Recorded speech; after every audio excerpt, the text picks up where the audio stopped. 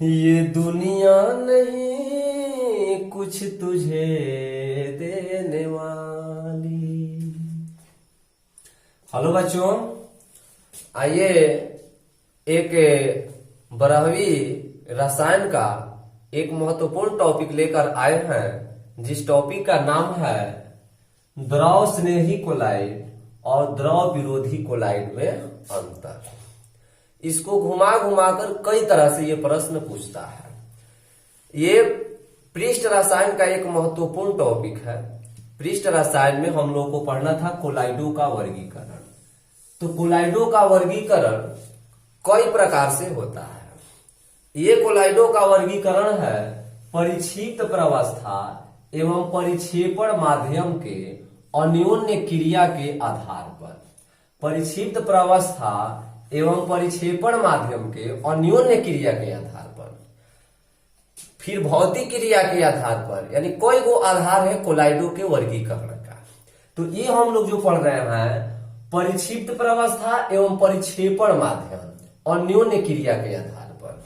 यानी परिक्षिप्त प्रवस्था समझिए अपने लिए ये आपका विलय है, अब परिक्षेपण माध्यम अपने आप में क्या है, विलायक है।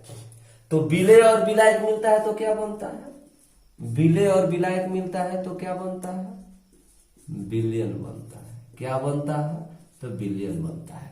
ये कैसा हम लोग को पढ़ना है, कोलाइडी विलयन। तो कोलाइडी विलयन के कोण क्या होते हैं, जिनके कोणों का आकार 1 नैनोमीटर से 1000 नैनोमीटर के बीच हो, जिसमें कोणों का आकार 1 नैनोमीटर से 1000 नैनोमीटर के बीच होता है, उसको बोलते हैं हम लोग कोलाइडी कण, कोलाइडी विलयन। अब देखिए यदि 1 नैनोमीटर से कम होगा तो वो हमारा विलयन होगा, ठीक है।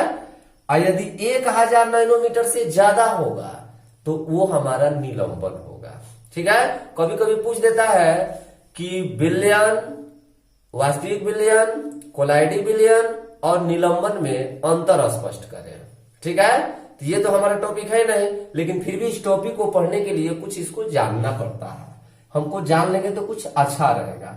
यानी 1 नैनोमीटर से यदि नीचे होगा, कम होगा तो विलयन, वास्तविक विलयन, और 1 और 1000 के बीच में होगा तो वो हमारा होगा कोलाइडी, और 1000 नैनोमीटर से ऊपर होगा तो वो हमारा क्या होगा, निलंबन होगा, ठीक है। जैसे कोलाइडी विलयन में जैसे दूध होता है, रक्त होता है, ये सब कोलाइडी विलयन, ठीक है ना। तो हमको पढ़ना है इसमें द्रव स्नेही कोलाइड और द्रव विरोधी कोलाइड, यानी परिक्षिप्त प्रवस्था एवं परिक्षेपण माध्यम के अन्योन्य क्रिया के आधार पर इसे 2 भागों में बांटा गया है, द्रव स्नेही कोलाइड और द्रव विरोधी कोलाइड। कभी कभी ये चीज हटा देता है, इसी को पूछ देता है लियोफिलिक और लियोफोबिक में क्या अंतर है, यानी लियोफिलिक कोलाइड क्या है और लियोफोबिक कोलाइड क्या है।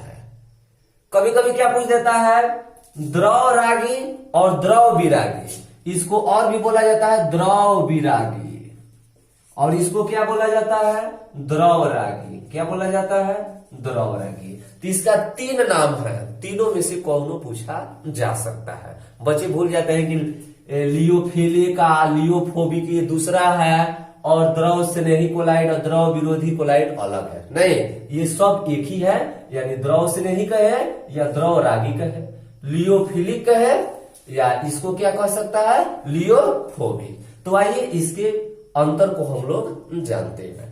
देखिए द्रव स्नेही यानी लियोफिलिक, तो द्रव स्नेही का मतलब, स्नेह का मतलब क्या होता है, प्रेम होता है। स्नेह का मतलब क्या होता है, प्रेम करना। और विरोधी का मतलब होता है विरोध करना। बस यही 2 कंसेप्ट आपको समझना है टॉपिक में। मान लीजिए एगो लड़का और एगो लड़की खूब आपस में प्रेम करता है, खूब प्रेम करता है। तो मान लीजिए कि एक लड़का और एक लड़की आपस में प्रेम करता है, तो उसका एगो शादी होता है। और इसको मानकर चलिए कि दोनों दुख का है, यानी प्रेम करता है किसी और से लेकिन शादी करना पड़ता है किसी और से। तो इसमें मान लीजिएगा कि लड़का और लड़की, ये दोनों के 2 गो चक्कर है। हेकर लड़कवा का चक्कर दूसरा लड़की से है, हाय लड़किया का चक्कर दूसरे लड़के से है। इसमें इस बात टॉपिक पर बात होगा हेकरा में क्या बात होगा, लड़का और लड़की दोनों एक दूसरे से कनेक्टेड है, दोनों एक दूसरे से बेइंतहान मोहब्बत करते हैं, लैला मजनू वाला। तो देखिए लैला मजनू के बारे में जानिए, ये टॉपिक आपका एकदम क्लियर हो जाएगा। कहते ये वो कोलाइड है जो उपयुक्त विलायक में सरलता से कोलाइडी अवस्था में आ जाते हैं। तो दोनों आपस में सरलता से कौन मिलेगा, दोनों में यदि आकर्षण होगा तब ना, दोनों में आकर्षण होगा। तो द्रव स्नेही कोलाइड एक ऐसा कोलाइड है जिसमें मिलाएंगे, ठीक है ना, माने विलायक में मिलाएंगे तो ये कोलाइडी अवस्था में सरलता से आ जाएंगे, यानी आसानी से ये दोनों मिल जाएंगे। तो दोनों में आकर्षण है तभी ना। लेकिन इसमें ये वो कोलाइड है जो उपयुक्त विलायक में सरलता से नहीं बनते, इन्हें बनाने के लिए कुछ विधि का प्रयोग करना पड़ता है, यानी दबाव देना पड़ता है कि ना ऐसे करो, ये करो, लेकिन हेकरा में ऐसा नहीं होता है। ठीक है, तो ये दोनों एकदम आसान है। इसमें पहला अंतर समझ में आया, ये वो कोलाइड है जो उपयुक्त विलायक में सरलता से यानी आसानी से कोलाइडी विलयन में आ जाते हैं, लेकिन है दोनों आपस में मिलते नहीं है, इनको मिलाना पड़ता है। देखिए जैसे प्रोटीन और स्टार्च, ये प्रोटीन और स्टार्च इनको जब हम विलायक में मिलाएंगे ना तो एकदम तुरंत स्नेह कर लेंगे, यानी तुरंत ये कोलाइडी अवस्था में आ जाएंगे। लेकिन ये धातु और उनके सल्फाइड, धातु और उनके सल्फाइड जो होंगे, धातु सल्फाइड से जल्दी स्नेह नहीं करता है, ये दूर भागता है, लेकिन विशेष परिस्थिति में ये आकर कोलाइडी विलयन बनाता है। ठीक है, चलिए तीसरा है, यदि इनका अवक्षेपण हो जाए तो इनको पुनः कोलाइडी अवस्था में बदला जा सकता है। अवक्षेपण का मतलब यदि मान लो इन दोनों का अलगाव हो जाए, माने परिक्षिप्त प्रवस्था परिक्षेपण माध्यम ना, इसी के आधार पर अंतर पड़ रहे हैं।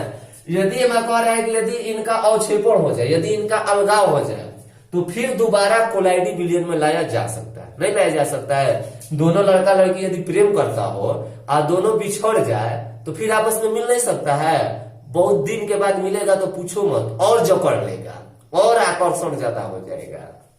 तो हेकरा में क्या हो जाएगा, पुनः वो दोबारा आ जाएंगे। यदि मान लो बाई चांस यदि दोनों बिछड़ गया, परीक्षा को चीज का तैयारी करने गया, जैसे भी गया, यदि बिछड़ गया तो कुछ दिन के बाद आएगा तो और आकर्षण मजबूत होगा ना, और तो पुनः मिलाया जा सकता है, ये दोनों आपस में मिल सकते हैं। लेकिन हेकरा में लिखे हैं इसको नहीं, इसको नहीं का मतलब यदि इसका अवक्षेपण हो जाएगा तो ये मिलने वाला नहीं है।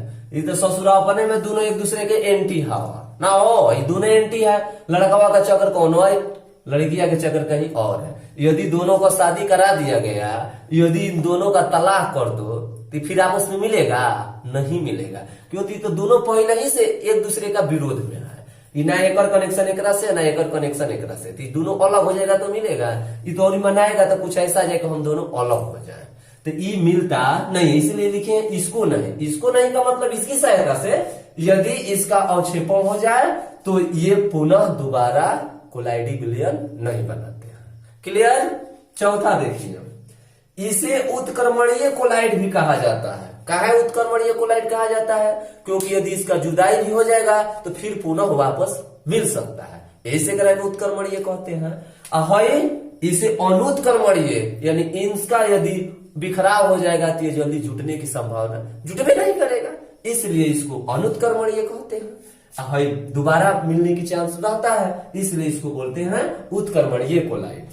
ये पांचवा है, ये द्रव स्नेही अस्थायी होता है। मान लेते हैं कि दोनों आपस में प्रेम करते हैं तो ये अस्थायी रूप से अपना जीवन व्यतीत करेंगे, पूर्ण रूप से अस्थायी होंगे। लेकिन हेकरा में इन्हें अस्थायी बनाना पड़ता है, ये अस्थायी नहीं होते हैं। मान लो दोनों का जब शादी हो गया है, दोनों एक दूसरे के विपरीत है, हेकर कनेक्शन कहीं और है, हेकर कनेक्शन कहीं और है, तो इसको समझाना पड़ता है, अरे तुम दोनों का शादी हो गया है भाई, तुम लोग पहले वाली बात भूल जाओ और मिलजुल कर रहो। गांव मोहल्ला क्या कहेगा जानेगा, तो कितना दिन हो गया शादी हुआ अभी तक ना तुम मुझसे बोलते हो ना तुम मुझसे बोलते हो। तो इसमें बड़ा मेहनत करना पड़ता है, खूब समझाना पड़ता है बात बात पर, तब इन्हें अस्थायी होते हैं। चारों ओर से खूब मेहनत करना पड़ता है, कैसे करो वैसे करो, समझाएंगे, जितना समझाएंगे उतने ये मिलजुल कर धीरे धीरे रहना पसंद करेंगे। तो इन्हें अस्थायी बनाना पड़ता है, पहले ही से अस्थायी होता है, क्योंकि इन लोगों का तो मिलन पहले से ही है, दोनों में आकर्षण है, लेकिन है दोनों में आकर्षण नहीं है। तो ये हमारा हुआ परिक्षिप्त प्रवस्था एवं परिक्षेपण माध्यम के अन्योन्य क्रिया के आधार पर कोलाइडों को दो भागों में बांटा गया है, द्रव स्नेही कोलाइड और द्रव विरोधी कोलाइड। अब हम उम्मीद करते हैं कि लियोफिलिक और लियोफोबिक में क्या अंतर है, आपको ये टॉपिक बहुत आसानी से समझ में आया होगा। ठीक है दोस्तों।